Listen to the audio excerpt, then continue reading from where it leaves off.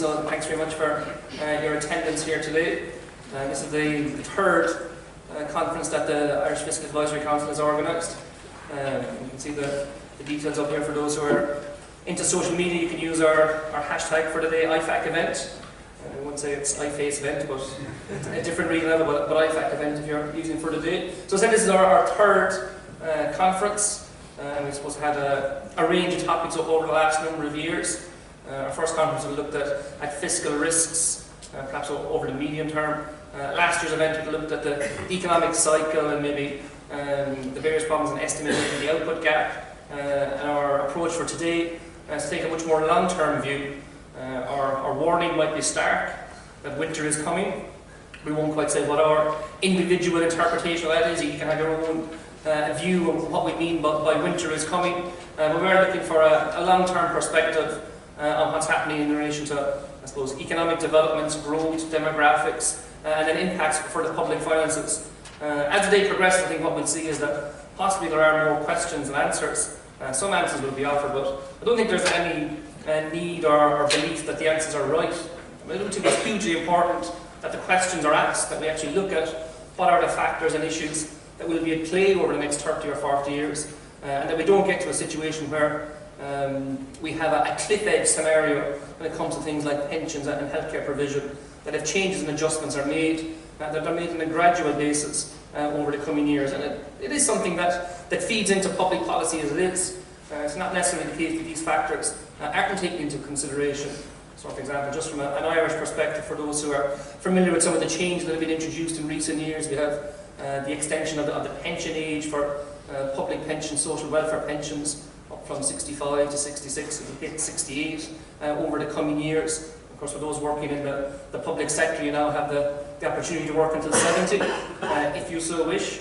And we had various, I suppose, saving schemes in place going back 10, 15 years that had that long-term perspective, albeit they didn't survive the crisis. But it does suggest that the view of the long-term was there, and it's what's important to set out the issues that arise. So our programme for today looks at various components of the long-term. We'll start maybe with an overview, an outlook for economic growth over the long-term, and then looking at specific areas, trying to model and look at demographics, and see what can we predict about the population, maybe the elements that we can't quite predict, and what ways can we look at those, looking at then areas of public spending, looking at pensions and healthcare. So hopefully by the conclusion of the day we've put together a good set of questions and maybe prompted answers in one direction or another that feeds into the policy debates both in Ireland and around the world. Our first session this morning is sort of our keynote address from Professor Nicholas Crafts, and we're delighted to have him here today. He's got a long and distinguished career in looking at these issues, maybe particularly from a UK perspective, but a lot of the issues are common on this side of the Irish Sea. So I'd ask Professor Crafts to give the opening address.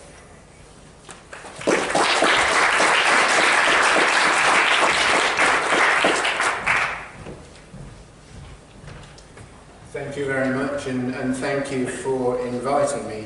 The invitation was a pleasant surprise and also a bit of a challenge, because to be honest I haven't the faintest idea what the future path of economic growth will be. I think I can offer you some ideas, perhaps leave you in a better state of confusion at the end of my session. We will see. I'm going to focus on productivity growth in particular. That's comparative advantage for me, but I think it complements other things which should be on the programme. And so if I outline what I'm going to do, I'm going to focus on what to an economic historian at least is medium-term productivity growth. It's probably very long-term to most economists. I'm going to suggest that we're living in the middle of a productivity paradox, and that raises the issue whether recent slow productivity growth is now a new normal, that's going to be what we should expect for several decades to come. Having thought a little bit about that, then I'll run through some recent projections of growth into the medium and far distant future. And then I want to just remind ourselves that, okay, we can focus on, for example, total factor productivity growth and say, what might technological progress make possible, but then there's an issue of how well do we realise the potential. And that's a bit about how well we assimilate and diffuse that new technology, and a bit about how we redeploy the workers who will be displaced by the new technology. If we get productivity increases for those remaining in work, but lots of people are out of work, that's obviously not a great outcome, or it's not the best outcome. Okay, so let's go on and let me suggest what I have in mind by what I would call a new productivity paradox. If we look at the numbers, and we will in a moment or two, I'm afraid I can't resist numbers and I'm going to beat you with a lot of them. Total factor productivity growth, as conventionally measured at least, has slowed down markedly. At the same time, read the newspapers, think about exciting TV programs and so on.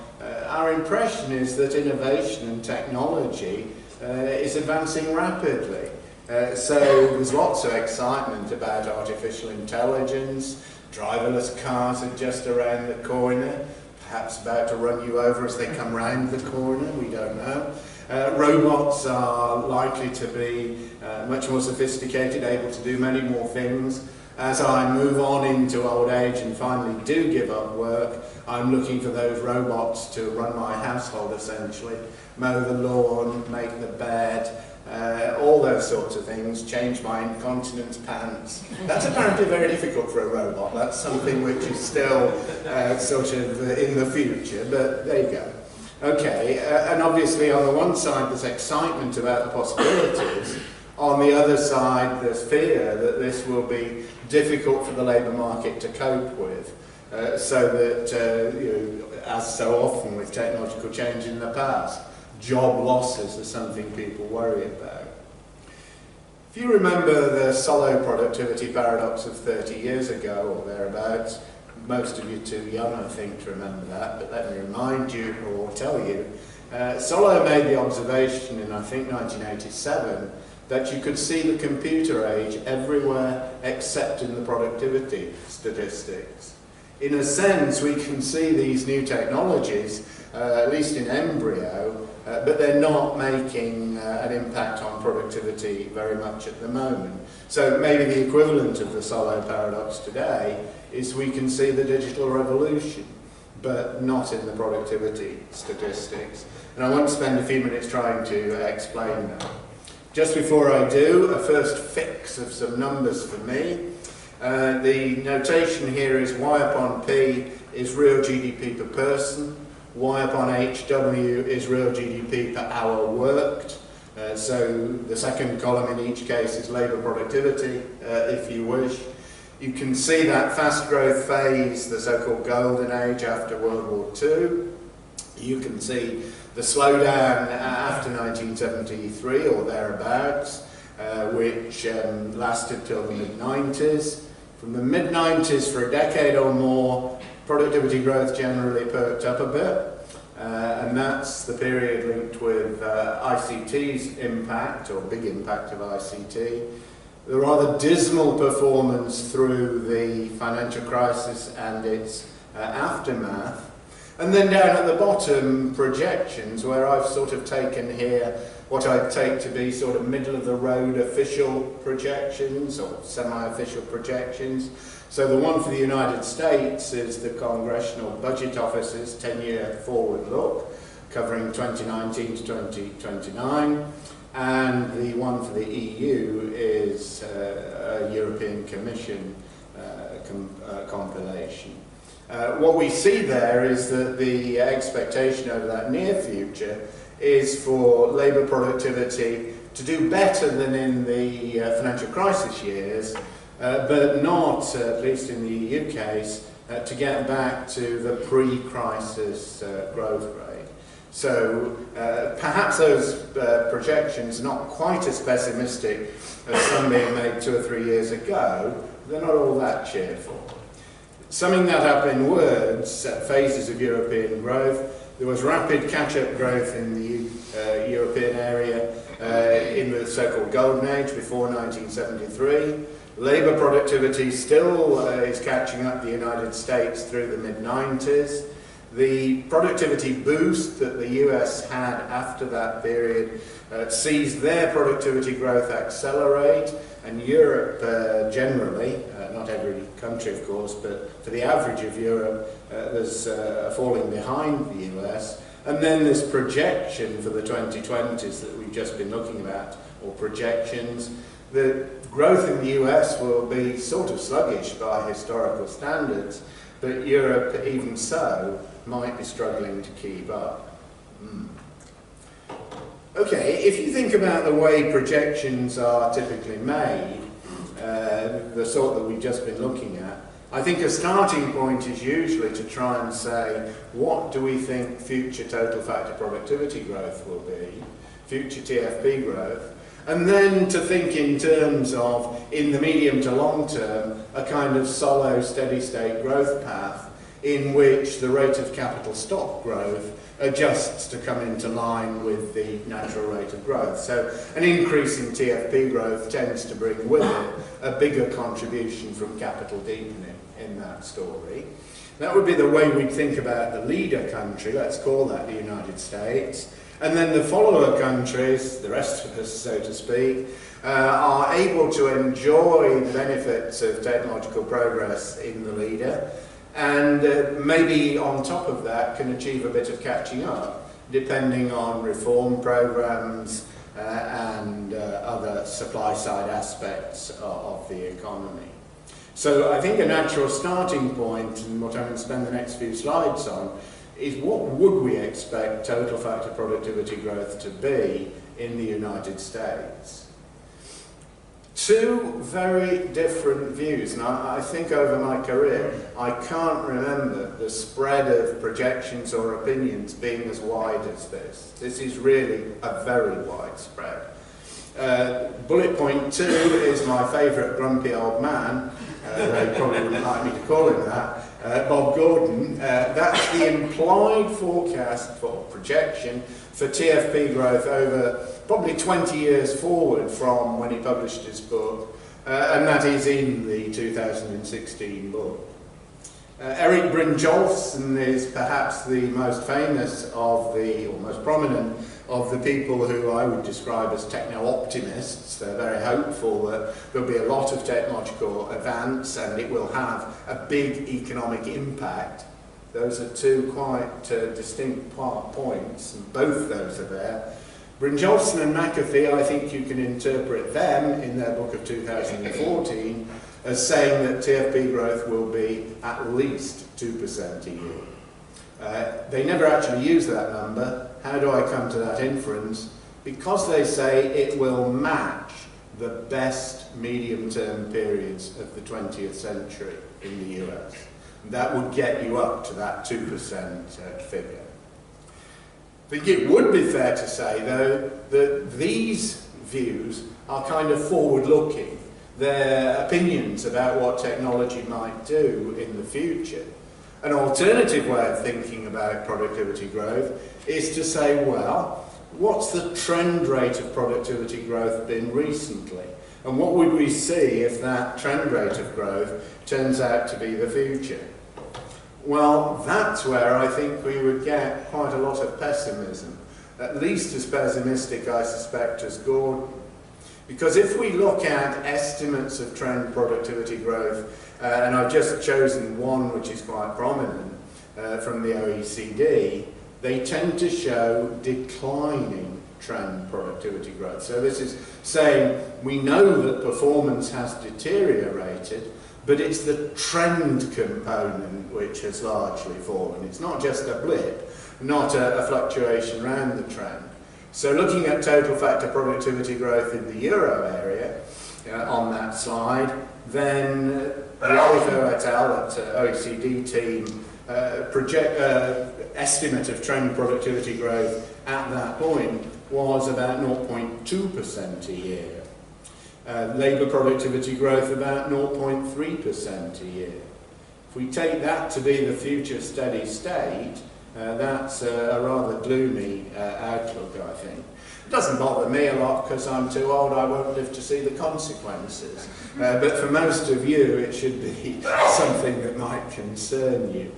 Looking at Ireland, Ireland tends to be estimated to have higher trend rates of growth than other European countries, generally speaking. But even there, obviously, a big decline from the kind of late Celtic Tiger period of 2000. So, on the whole, estimates of trend productivity growth have been quite pessimistic. There are a number of other, probably better papers around. The best one, I think, is probably Antolin Diaz et al. In the Review of Economic Statistics 2 years ago, probably more sophisticated, has reasonably similar conclusions for the US and the UK, but doesn't have the range of countries which the OECD covered. But, and I think an economic historian would say this, trend estimates are basically backward-looking. The best you can do is interpret economic history as carefully and sophisticatedly as possible. And I think we do know that Hodrake-Prescott methods to estimate this can be unduly affected by the end period. So that I would certainly offer a little bit of caution on those. Okay, if we want to resolve this new productivity paradox, I can think of quite a lot of ways of doing it. I'll not trouble you with too many. 5 do? All right, we'll go for 5 then. First one up would be that we're just mismeasuring economic growth.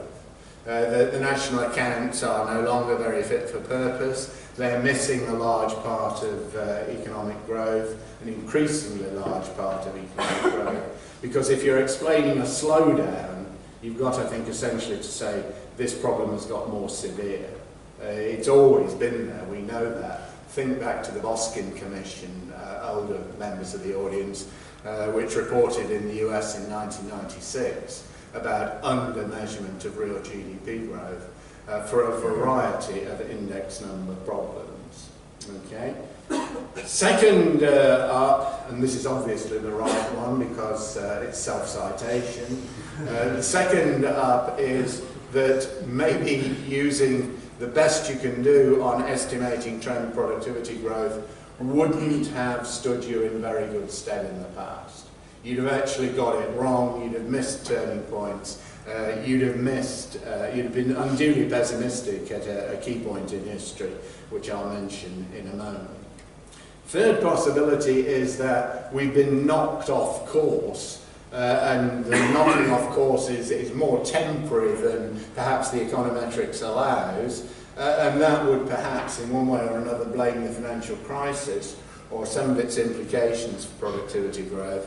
That would be the position OECD was taking, at least at the time of its big forward-looking exercise in economic outlook 5 years ago. I think they've backed off that a bit since.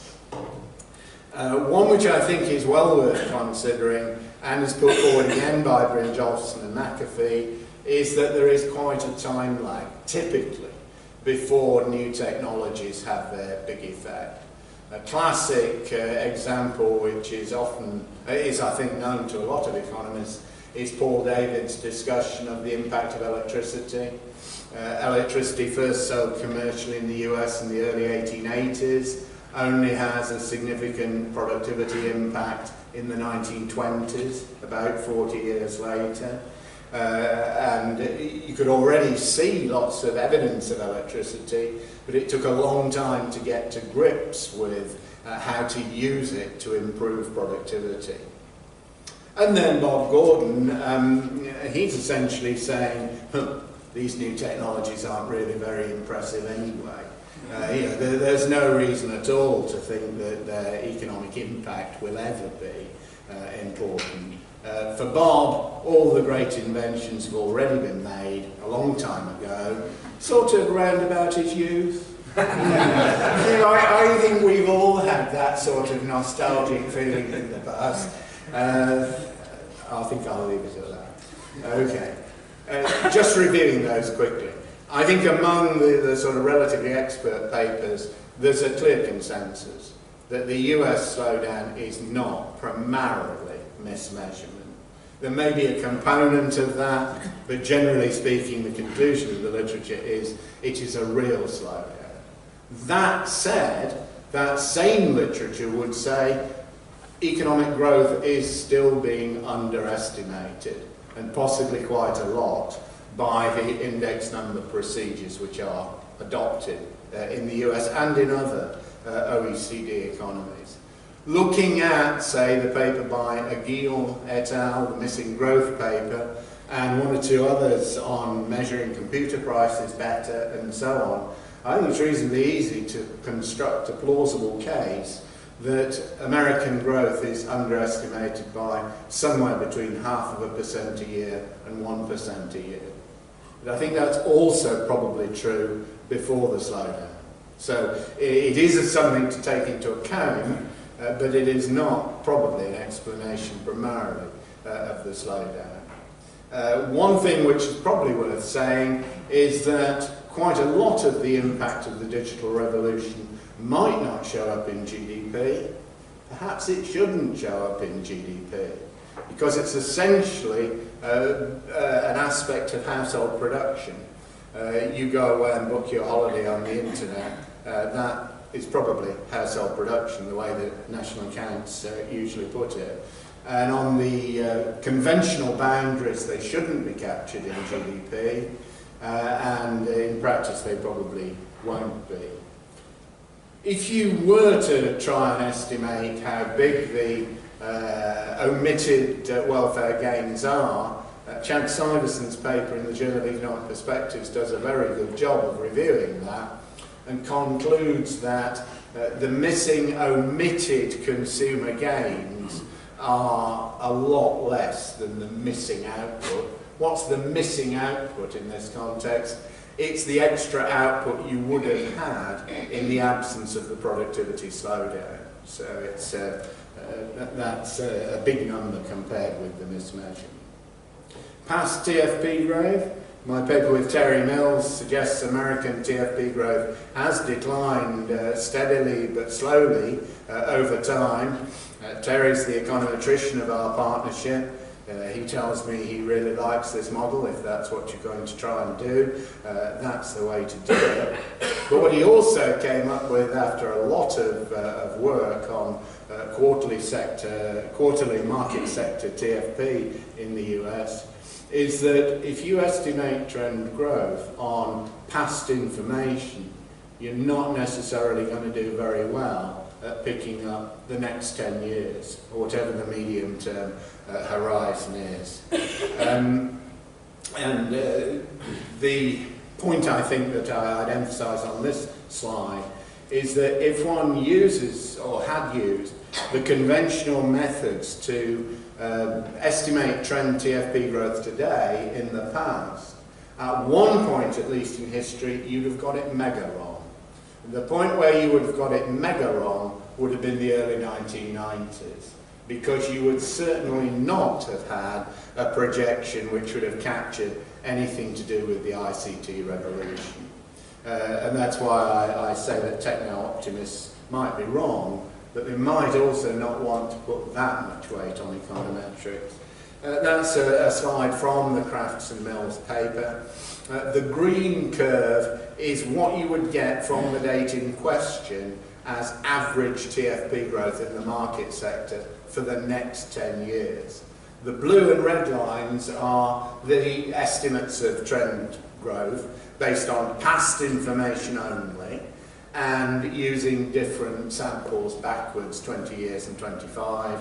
We experimented with quite a lot of others. Looking at around 1990, you can see the green line starts to perk up in a big way. The red and blue lines don't capture that at all. So the econometrician would have missed that acceleration. The financial crisis, yes, it surely has had some effect, and we don't know quite how big that might be.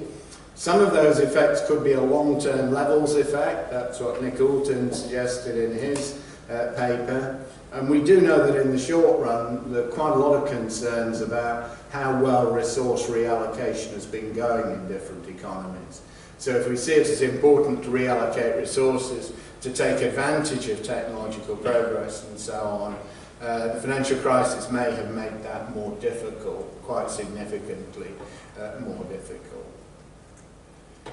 We just reflect on general purpose technologies then, and I'm going to suggest that AI stroke robotics probably will be a general purpose technology. It's the next one that we can see.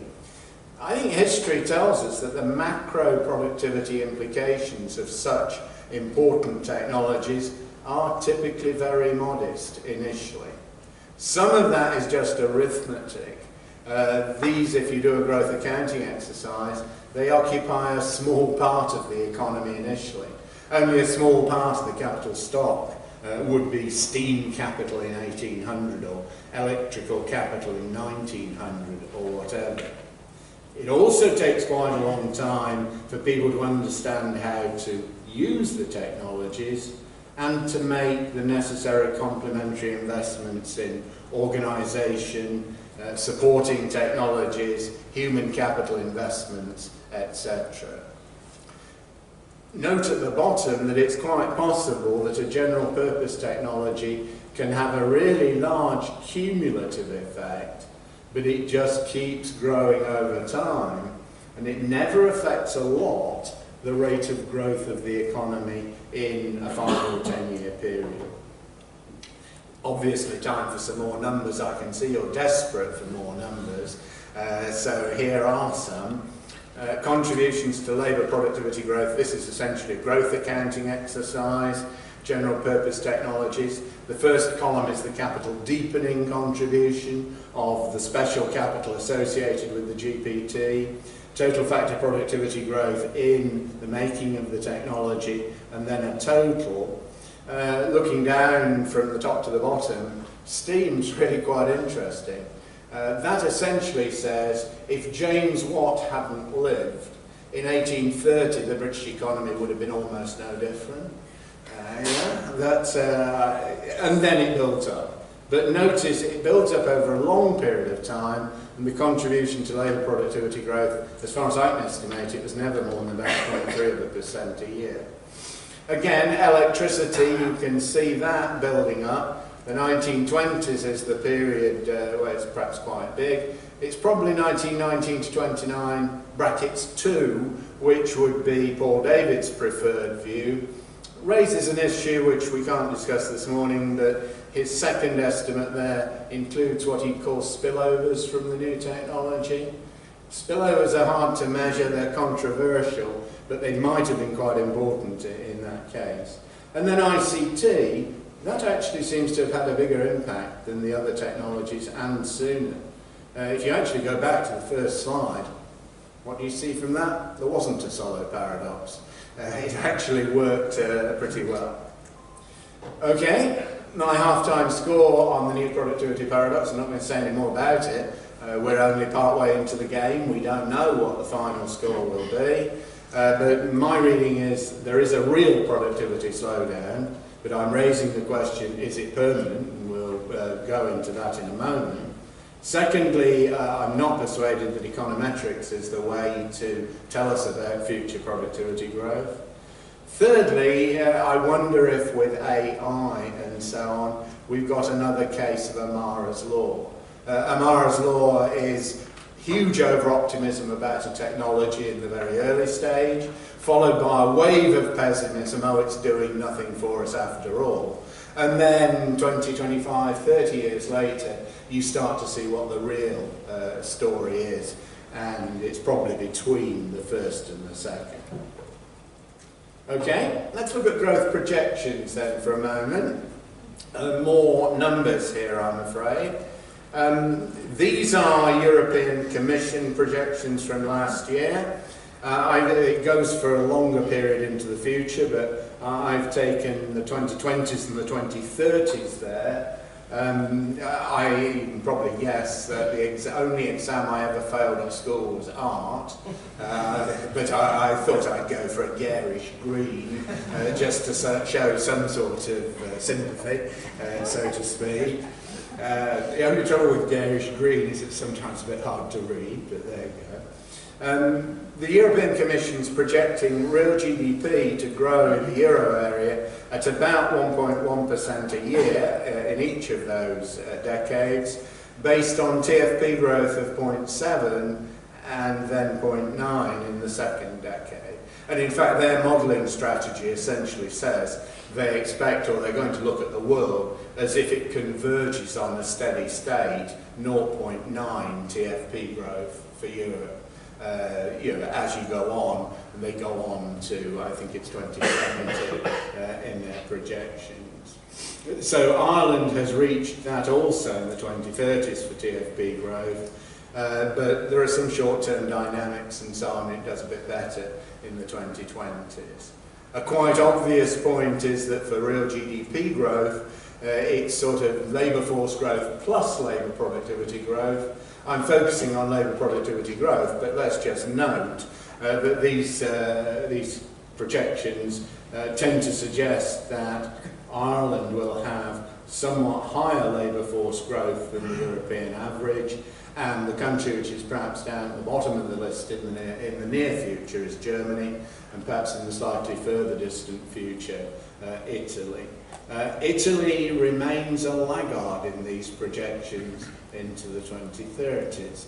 I couldn't possibly comment. I know even less about the Italian economy than I do about the Irish economy, and that puts it down to a pretty low number.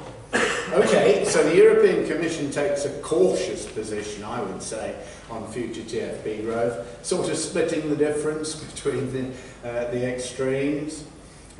History suggests that a positive technology shock might make things look a bit better, quite a lot better. I'm going to explore that on the next slide in a moment, and it's certainly possible that supply-side reform could make some difference. If anyone wants to play with these ideas, and you haven't come across it, let me recommend the website at the bottom there. Gilbert Set et al. There at the Banque de France, and they've been doing a lot of work on future productivity growth. They've got a very nice little interactive model in which you can feed in your assumptions about, for example, TFP growth in the future, and it will get you to the steady state. You don't have to do all the arithmetic about the capital deepening contribution and so on. The model does it for you. So there's lots of fun for all the family there. You can spend happy evenings playing with Gilbert's model. Okay, let me just take one thing that those authors themselves did, and that's to compare what they call secular stagnation with a technology shock. Secular stagnation is a phrase that came into popular use, as I'm sure you know, a few years ago. And Set, I think, et al. Take that to be the words they'll use for the present, and if you extrapolate the present on into the future. They've got a TFP growth which is better than Bob Gordon's, but it's modest by historical standards, 0.6 for the US. We then say, well, let's simulate something which looks like the equivalent of the technology shock of the Second Industrial Revolution early in the 20th century.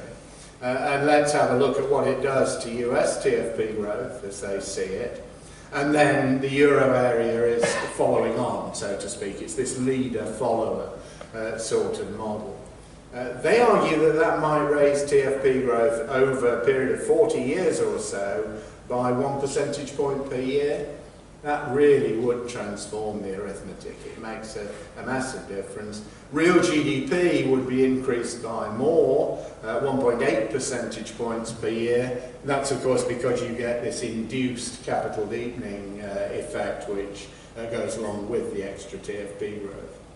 The euro area is dragged along on the US coattails.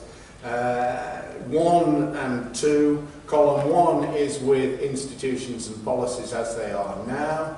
Column 2 is with a bit of reform, and you can go and look at paper to see what reforms. Okay, reform's not making much difference there. Okay, so that's probably cheered us all up. It could actually work out much better. Something will turn up. We'll be all right. Or maybe not. So a more challenging projection.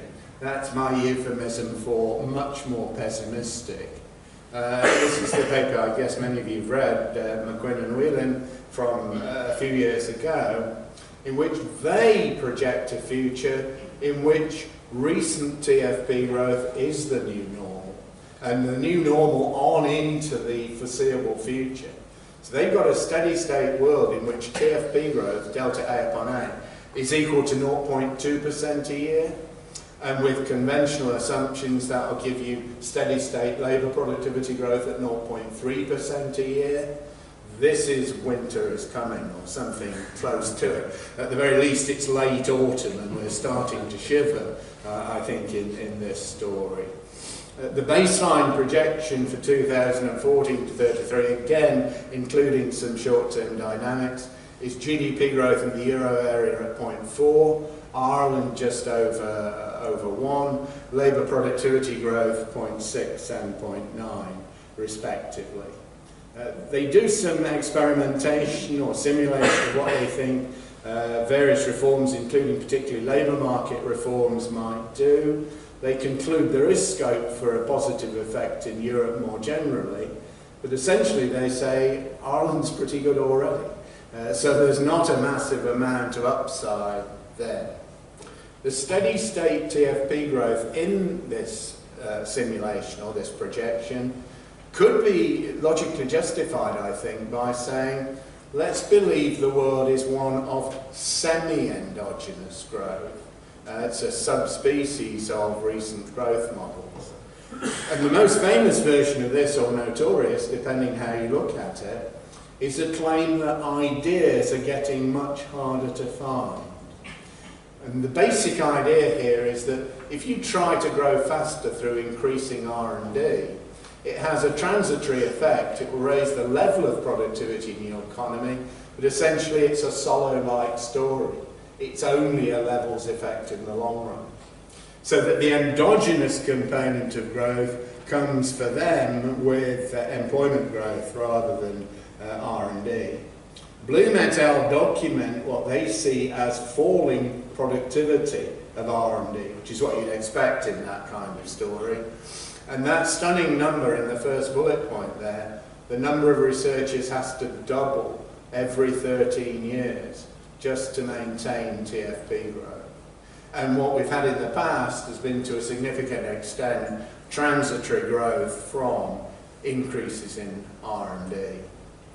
If you follow the numbers through that kind of model, then Cruz-Anderson did it quite well, I think, in that paper. You end up with steady state TFP growth at the sort of McQuinn and Whelan level, more or less. And Bob Gordon, this really will upset him, I think. He's no longer the totally grumpy old man. He's actually a bit too optimistic, really. Okay, no. I don't quite buy that as an economic historian, I'm afraid. And I think the problem is, I did it myself on the early slides, is it is dangerous, particularly looking at the past, to equate total factor productivity growth just to technological progress. Particularly as economies develop from lower levels, TFP growth includes, for example, a lot of gains from better efficiency in the economy. Look at all those stories we hear about inefficiency in, say, China, scope for future TFP growth there. Go back to the starting point of the Blue Metal paper. They take TFP growth in the 1930s to be a measure of technological progress. I think it's not got that much to do with R&D. I'm one of the owl in Bakker et al. So if we tried other indicators of the productivity of research and development and so on, would we get equally pessimistic views? I don't think we would. So patenting has not taken the same negative effect. And a very neat way of trying to measure technological progress, pioneered by Alexopoulos and Cohen, is to look at the production of technology books. That has gone on vigorously. No diminishing returns evident there. If you were taking an economic historian's view of the world and a little bit of techno-optimism, I think what you might say is recent technological developments could even encourage you to believe in future that the productivity of an R&D activity might go up. Why? Because we can search the data so much better. We can accumulate it, we can interrogate it, and that actually is a large part of the way economic historians think technological progress came about in the past. Okay, so there are some numbers. I'll gloss over them because time is running out. R&D in the production of ideas. Those are less pessimistic than Blumenthal. Let me, for my last few minutes, go to the final thing that I wanted to focus on. This idea of taking full advantage of the possibilities from technological progress. So the new technology provides the growth opportunity, but effective assimilation at the individual country level, not automatic. And go back and look at the numbers, countries did variously quite a lot better or worse in exploiting ICT at the time of its peak effect. Quite big variations within Europe. Sweden probably top of the list and Italy bottom. Italy always seems to be the relegation zone in these productivity stories for the last 20 years or so. Two things strike me as important here. One I mentioned at the start, labour market adjustment, and I'll come back to that in a moment. The second is what I would probably call, in the diffusion literature, would probably call absorptive capacity. So how well are you able quickly to understand the capabilities of a new technology and implement them? I think that's quite central, and I was struck in doing my preparation for this talk by the OECD report of last year, that's Ginn and Westmore, on improving productivity performance in Ireland. I think one way to construe quite a lot of what they say is absorptive capacity outside of the MNE sector, the multinational sector, shows some weaknesses, and maybe the scope to improve it. Maybe more than might be guessed from a rather mechanical application of the OECD structure story. These are some numbers that are a spin-off from something I did on the UK last year. DTF is distance to frontier. It's the measure that the World Bank uses in doing business. So it's the best in the world minus the observation over the distance between best and the worst. I take the world here to be the old OECD countries, not the transition economies and so on. But Western Europe and North America and so on. If you score 100, you're on the frontier. That's the best you can be. If you score 0, you're worst in class. Ireland doesn't score any zeros. The UK does score 1 in this table. You can probably guess which one it is, but I won't tell you. So Ireland is scoring well, as you would expect, on the measure I chose of the corporate tax rate, rate of tangible investment, intangible investment, and so on. I think where one sees weaknesses on this sort of scoring system, at the bottom of the right-hand column, management quality, adult literacy and numeracy skills, and Ireland still seems to me, as an outsider, to do perhaps less R&D than I would expect, but perhaps that's a misunderstanding. Okay, and I don't think you can get those numbers anywhere else. I constructed them especially for you. Okay, last aspect. If you look at what technology analysts are saying, the techno-optimists, they're tending to say jobs have quite a good chance of being computerized, automated. They use different terminology, but it's essentially the application of these robotics, machine learning technologies and so on. And a couple of estimates recently, one that got a lot of attention, that the median American job has a 64% chance of being computerized in the next 20 years or so. Similar study done perhaps more carefully for the OECD suggests a 48% chance. The consultants, like my good friends at Frontier Economics, definitely on the bandwagon here, quite big effects.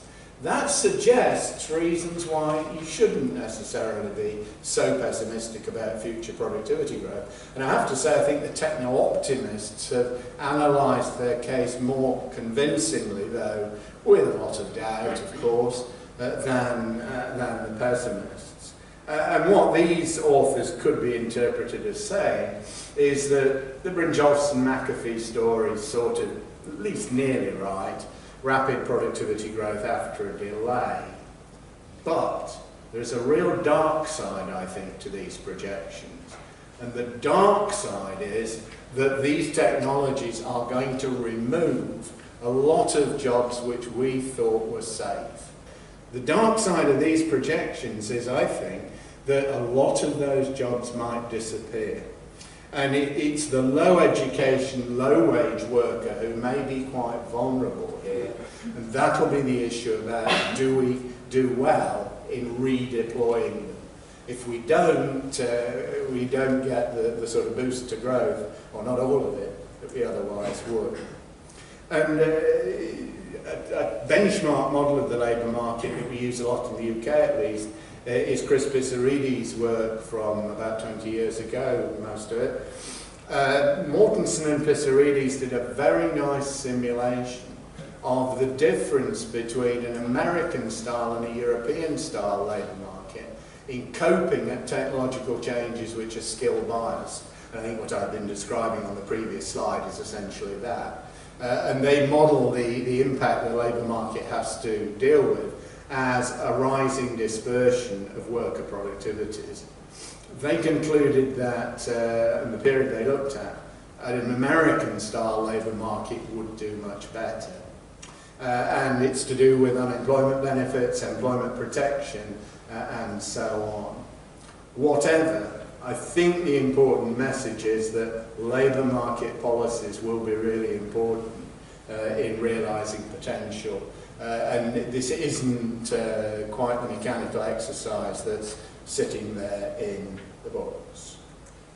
Okay, and if you look at exposure to this, then Ireland is actually by no means the most exposed European countries, if the Mortensen and Pissarides model is approximately right. The ones which are particularly up there are probably southern European economies, Italy and Spain would be too. Okay, I've had to go back for my usual 3-year update on lecturing skills. Only 49 years in the profession so far, but boxes have to be ticked, as we all know. And they tell me very firmly these days that you must have a last slide with conclusions. And the conclusions can't say, bugger me, I don't know. But I'm getting quite close in that first bullet point. So I'm going to say future total factor productivity growth does seem to me highly uncertain. I mean, this is something we really do not know. If I'm pushed against the wall and asked to choose, I have to say, and you've probably guessed from my treatment of the slides, that I tend to find techno-optimism a bit more appealing than econometric pessimism. Not just because it's more cheerful, but I think on the whole the evidence it's got is a little bit stronger. And with my economic historian's hat on, I take this line that waiting for the economic impact of a new general purpose technology might be quite a good way to think about it. I suspect in whichever scenario we find ourselves in, or you find yourselves, I'll be dead, in terms of future TFP growth, my guess is Ireland would probably do better, grow faster than the euro area. I do actually believe that, though I put it in for Eddie's benefit because he wanted a soundbite for the press release. This really did seem like quite a good one to do.